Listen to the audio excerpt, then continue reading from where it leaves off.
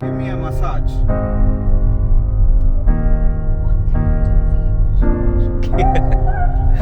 Okay, so as most cars.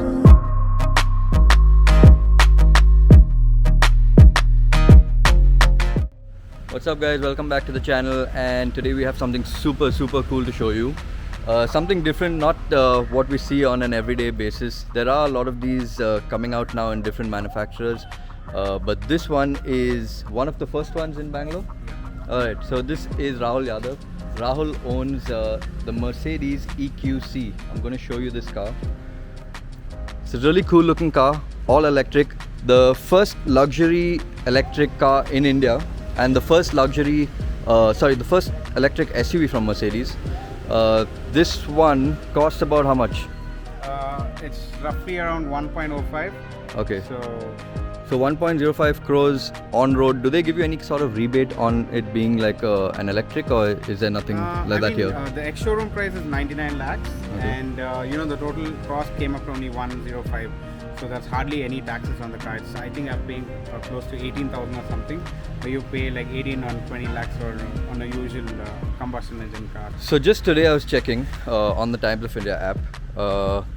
Petrol is 103 rupees a litre, Yeah. and diesel is 94 rupees a litre, and this is ideal. So what a day to be shooting the EQC. What a brilliant looking car. So this is based on the GLC chassis wise, although it is a little bit longer than the GLC, but it's on the same platform. One way that interesting fact, one way that you can tell that it's based on the GLC is, even though it's an electric car, it's got this hump right here in the center, which would normally have your drivetrain, your gearbox accessories and all of that. So I guess they do this because of things like homologations, permissions, redeveloping an entire chassis.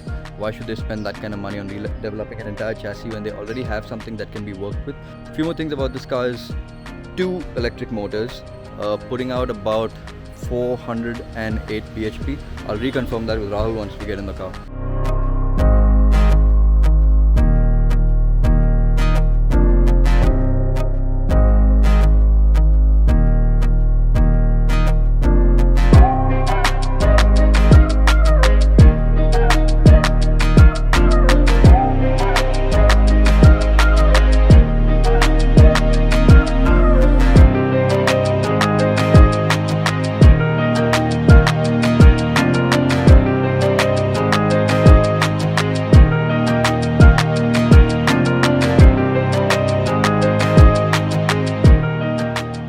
Okay, going for a quick drive in the EQC. This is so weird to not hear an engine or an exhaust, especially from a Merc, something that has AMG pedigree.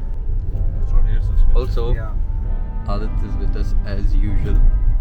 Does it take a little bit of getting used to, like, knowing that there's no sound and you're I mean, waiting it for, like- feels weird that you're going so fast without any sound. Yeah. But yeah, I mean, you like it. You're so silent and you're still getting the numbers. So now when you drive a Yeah. car that is either a diesel or a petrol, Mhm. do you find it weird to drive that? Yeah, I mean, obviously you feel weird to drive that, but it felt a lot weirder in this because every small detail you hear the sound a lot better. Like Yeah. suppose an indicator, Yeah. see, you can hear it a lot better compared to a diesel engine, which covers off the sound. Yeah. So yeah, such things you find weird for a week, but then yeah, you start getting used to it. And So on one full charge, first of all, how long does it take to do like a full charge on a normal charger? honestly, Say- Mercedes claims 8 hours, 9 hours, all that is a little exaggerated. I think a proper charge would take about 11 hours from nil to 100% or 5% or 10% to 100%. Okay. Would take about 10 to 11 hours for sure. Yeah. So and 760, I think, Newton meter of torque, 740 or something. 700, I think. Yeah, something around that. Yeah. But you're driving in 30% less max power, see, because Right. the battery is lesser. Yeah. So you're driving at lesser torque available. Right. But yeah, this is enough. With 30% less. This is. Wow. That is instant torque. Yeah, that's. That's the beauty of an electric motor actually. Just getting that instant torque, no combustion required. Yeah, I mean, and you don't feel the need for a supercar because you have that, and you don't have to spend too much on it. So Yeah, this pushes you back in the seat. I mean, it feels Yeah. like a supercar. Okay, so you're talking about the charge cycle, right? So on a normal charge, you told me. So what about like is that on a fast charger or on a regular? no, that's the regular wall charger you get, the Okay. wall box charger which they offer you with the car. Okay. So if you have to purchase it separately in the market, it would cost you about 70 to 80,000, like a For the charge, basic just one. a wall So socket charger. Just a wall socket charger. Okay. But yeah, if you're getting a Mercedes, obviously you get one with the car. So you're saying that you are getting a new charger installed at one of your factories, right? So what Yeah. charger are you getting? So I'm basically going for a Voltic charger. Okay. They are specialized. I mean, they have their setups for Ola and Tata, and for more commercial spaces. Got it. So that was costing around 70,000 for a sort of 7 kilowatt charger. That's what I'm using right now. Okay. So if you want to go for a bigger one, it would be more expensive. But yeah, if your usage is, if you're charging more than 10 cars per day, then those things would be perfect for it. Where you get 15 kilowatt and 25 kilowatt, which would cost around 6 to 8 lakhs. So from what I know is 740, 760 Newton meters of torque. You said? Something like that. Some 700. Yeah. 700 odd Newton meters of torque. I'm sure there's a lot of videos you guys can research and get the exact number. I'm going to show you the torque on this thing. Let's see a pull with 760 Newton meters of torque.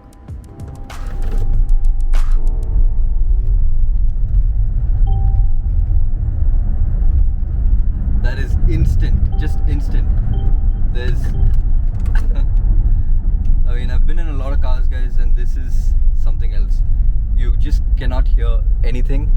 There's no sound whatsoever from the car. There's no engine, of course, so that's why no sound. It's also a direct drivetrain, so there's no sort of gear shifts or any changes that happen.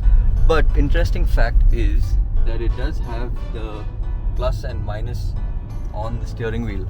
Plus and minus on the steering wheel is for the regeneration. Yeah, it's for the regeneration mode. Okay. So basically, what you can do is when you're on D, so that is, it has a regeneration of 18%.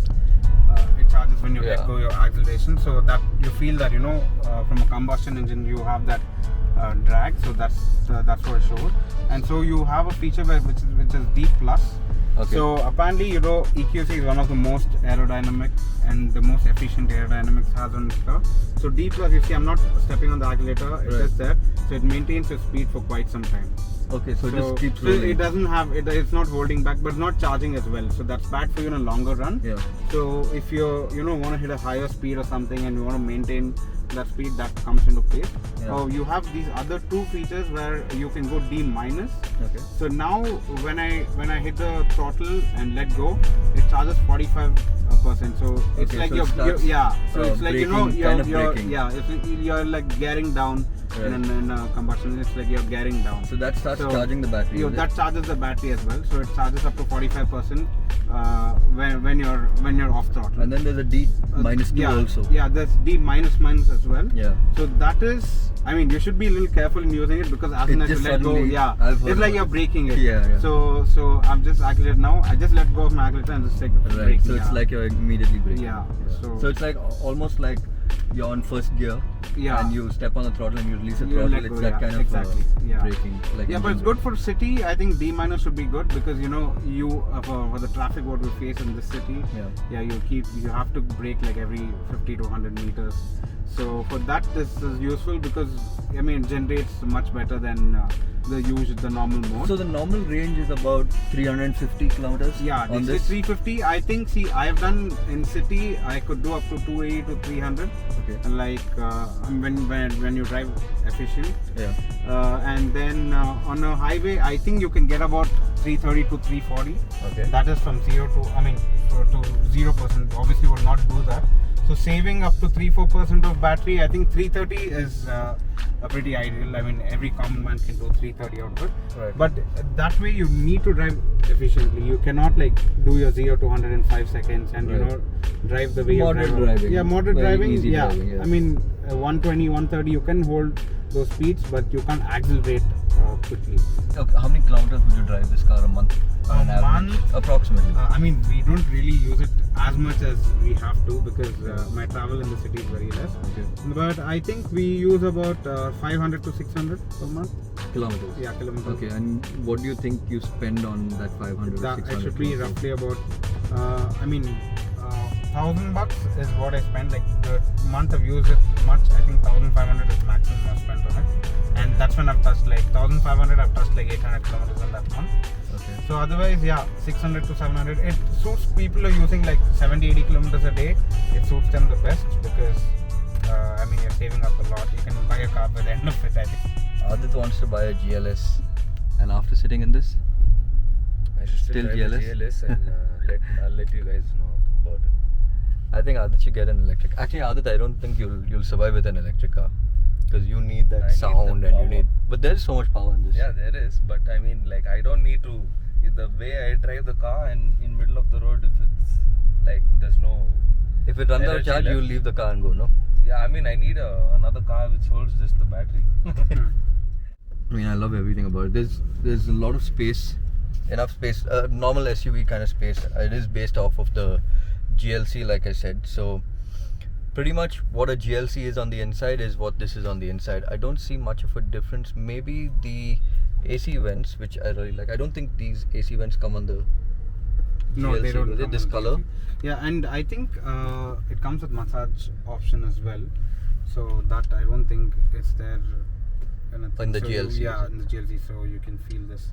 Just massaging you while you're Oh, driving. yeah, I do. So Actually, since this is a CBU, you have these features which you don't have in the GLC because that is assembled in India. really More on the difficult lot. to concentrate on what you're saying with the massage. Yeah. So they have so many options as well. It for the actually comfort. feels good, and I love massages. Yeah. Oh, and another really fun thing, very comfortable thing is this, the thigh support. Yeah.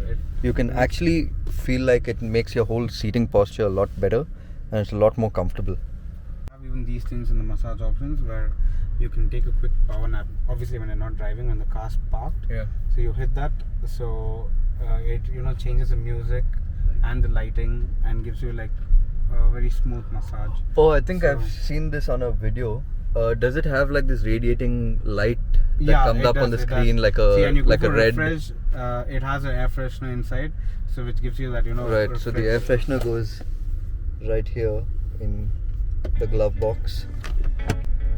So much tech involved in a car of this caliber, and I mean, hats off to Mercedes for building a car with so much tech. All their cars have a lot of tech, of course, but this one with the electric motors, so 2 electric motors, one in the front, one in the back. This, if I'm not mistaken, normally uses just the front one, unless you really step on it, and then it gets energy from the rear It motor has as a well. graph as well, which can show you what it's using. So here you get into the EQ mode, and then it has the energy flow. So Okay, so you can see where exactly your. which motor is being used. Let me show you this a little bit better. So you know exactly which motor is being So when used. it's and step on when- throttle, it takes. So now you can see energy coming from the rear motor as well. Right now it's all from the front motor, and what's down here is the battery pack. So it's getting its power from the battery pack, running it into the front motor. Every time you step on it is when the energy goes from the battery pack into the back as well. So essentially from a 2-wheel drive going into a 4-wheel drive, since the front motor only controls the front axle and the rear motor controls the rear axle. So now with both motors. One good thing about these cars is the charging facility required is the same for all the cars. So they come with the exact same pin. Okay. Although it's a Tata or a Mercedes or any other car, even a Tesla would have the same pin. Okay. So they made it universal, so it would be, helpful for everyone to use it. So that comes, the Tata charger, I think it comes with a 3-pin socket. So that you can carry it around anywhere, and it costs about 30,000. And the only drawback is that it takes up to 25 hours to charge your car completely. Okay. So, but it is okay, but not practical on a daily basis. So if resorts in India do come out with, we have a good biking culture here, so why not a good EV car or EV bike culture? The US does have it. The US has chargers all over the place. You can route your entire trip based on the charging stations available. And if India comes up with something like chargers that are in resorts or chargers on the highway, I'm sure EV cars would sell a lot more, because there's quite a few in the market now. There's Hyundai has them, Tata has them, we have Audi now, Mercedes, Tesla's in the country as well. So with all these cars, I think we will see some kind of growth with charging stations. Yeah, for sure. I mean, you would see 30 to 40% inclination and people going for EV cars, because I don't think the fuel prices are coming down anytime soon. So horsepower wise, this is about 408 horsepower, right? Yeah, exactly. Okay. 408 horses and 700 Newton meters of torque. I think that's the exact torque what you get on a Lamborghini Urus. Anything that you don't like about the car? Yeah, there are a couple of things. Since this is the first electric luxury SUV, so I mean, we couldn't even pinpoint each and everything. But yeah, as I've been using this car for quite some time, I think the ground clearance, one of the major issues. I mean, for Indian roads, 140 mm is too less, because that's what you get on most of the. I mean, even the sedans these days have 160 to 170. Like the C-Class has about 167. So the ground clearance is a bit affected because of the batteries on the bottom. And BBMP, if you're listening, you got to do something about the ground clearance. yeah. I mean, you can't do anything about the ground clearance, but you have to do something about the roads. We can't be paying the highest road tax in the country, and we've got the worst roads in the country. And you're Speed paying breakers are not engineered. So. Of course, and you're paying over a crore for a car, only for it to get damaged by the roads. Yeah, I mean, exactly. One more thing is the suspension. It could have been a much. I mean, these require air suspensions, I guess, because of the battery weight. I feel it's too much for a regular suspension to hold that. So, since considering these roads, I mean, the potholes, it feels a bit heavy. Since I own SUVs which have air suspension, so I can feel that on this car. But if the road is calm, like how we're driving on now, this feels. what are the cars that you have apart from this?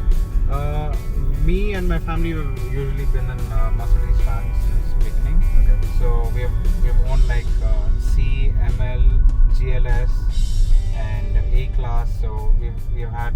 So the GLS has air ride Yeah, suspension, right? the GLS has Do you the- find a massive difference between the GLS and this? The suspension is something you would die for on a GLS, because Mercedes are best for the suspensions on those cars. But I mean, they couldn't implement that on this because it would suck up more of the battery, to inflate and deflate the balloons every time. Yeah. So I mean, it's not really practical to have have those on this car. But I think in the future, if they can improve the battery capacity, and then maybe we can have air suspensions on them, and that would be. I mean, the EQS is already out with an air suspension, so that would be a car to look out for. The battery in this is 600 kgs, I hear. That's Yeah, how but much? the entire car weighs about 2 tons. Yeah, 2,700 kgs. So 2.7. That's I think 250 kgs more than the GLS. So you can imagine such a small car weighing more than the GLS. And if you haven't seen the GLS is huge. It's massive. I think it's one of the biggest SUVs we have in the Indian market right now. Yeah, so it's 300 kgs heavier than GLS, so you can imagine the amount of weight it's carrying around. But it's good in a way that it creates a center of gravity. So when you're getting into a corner, though it's heavy, the car is stable, and you can take the corner pretty smoothly. But what about body roll? That's another thing I hear about this. It's got the- quite a lot of body roll Yeah, because I of the feel weight. the braking could have been better, because since it has a lot of body roll, the distance it takes to stop the car is much higher compared to the regular cars. If you have the charging station put into your map, it also starts preheating the battery for charge, right? Yeah, I mean, not preheating. I don't know about that feature yet. Like but preconditioning or yeah, whatever. I think it has a pre-entry climate control. But Not the climate control, I'm talking about for the battery. for the Like battery. to get the battery preconditioned or preheat Mhm. for the charging cycle. If you have, this is what I've read, if you have the destination on your map, if it's one of the charging stations, then it'll start preparing your battery. It'll start getting it to the right temperatures to be able to charge at a faster pace. Oh, as you get closer and closer to your destination. Okay, I didn't know about this. Yeah. Thank you for informing me, by the way. I mean, because since in India you cannot hit that, drive to a charging station because Okay, so we don't have that- We that- don't have that infrastructure. Okay, then it doesn't matter what I Yeah, said because so- we're not going to Yeah, because see, it serves for charging stations. It'll show you each and every station which is there for even Ather chargers. It shows you on the map. So with Tesla making its entry into the Indian market, would you trade this for a Tesla? Not really, because Tesla is something. I mean, it is fancy for people, who haven't seen that company or driven any of those cars. Yeah. But a Mercedes is a Mercedes. I mean, once the big car manufacturers enter into the same line of manufacturing, Yeah. then I think, Tesla should watch out for these cars. And But yeah, Tesla does not have quality like Yeah. this. Does not Exactly. have. the drive. I've read a lot of reviews about Tesla. It doesn't have the drive feel of what you have on these German cars. So one thing Tesla has to watch out for. It has an issue with the ground clearance. Yeah. So 140 mm for the Model 3, I think, which is launching. Yeah. Yeah. So and the price also. And it's more expensive than this. Yeah, and all it has is a single screen in the center. So it. And looks- fancy doors. Yeah, fancy doors. Yeah, exactly. Give me a massage. What can I do for you? Okay, so as most cars with voice command control, they don't understand the Indian accent. I don't know why car manufacturers can't put tech into it which the car can understand and understand the Indian accent. There's enough of us in the world. There's 1.2 billion of us, so I think considering our population is that high, Mercedes, Audi, How may I BMW. help you? She's still asking me questions.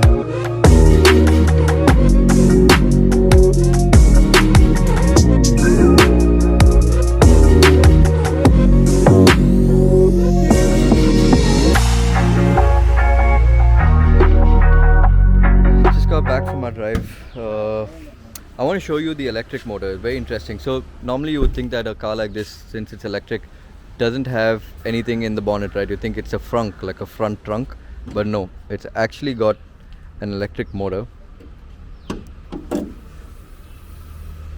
So that's what the engine bay looks like, or the motor bay. And then this is what the electric motor looks like. So this is the electric motor that's in the front. I'm not too sure how to access the electric motor at the back. So this is what is connected to the battery pack. The battery pack down towards the floor area. That's what makes this car really low, really heavy, but good center of gravity as well. In case you're wondering how you charge this car, it's exactly where the petrol tank would be, and this is where you charge. So the AC DC chargers. I hope you guys like this vlog. Such a cool car. If you guys are into electric cars, then hit me up in the comments and I'll try to find something else electric that we can try to review.